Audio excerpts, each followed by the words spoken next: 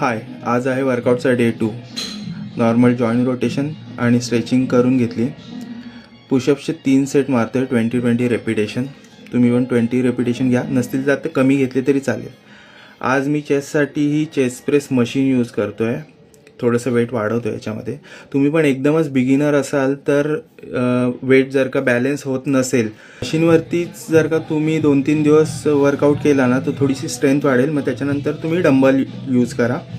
बॅकसाठी आपण कालसारखंच लॅट पुल डाऊन घेतो आहे 20-20 रेपिटेशन 3 सेट. शोल्डरसाठी पण मी आज थोडा मशीनचाच यूज करतो आहे. थोडी स्ट्रेंथ कमी मशीनवरतीच वर्कआउट करतो आहे. तुम्ही पण एकदमच बिगिनर असाल, वेट बॅलन्स होत नसेल तर 2 ते 3 दिवस तुम्ही पण मशीनवरती वर्कआउट करा. थोडी स्ट्रेंथ वाढली की मग डंबल यूज करा. त्याच्यानंतर आपण बायसेप कर्ल घेतो आहे. याच्यामध्ये थोडंसं मी वेट वाढवलं आहे. 20-20 रेपिटेशनच ठेवले 3 सेट. त्यानंतर बोथआर्म ट्रायसेप ओव्हरहेड एक्सटेन्शन मारलं आहे आणि मग स्क्वॉट घेतले आज पण मी लेगसाठी 20-20 रेपिटेशन.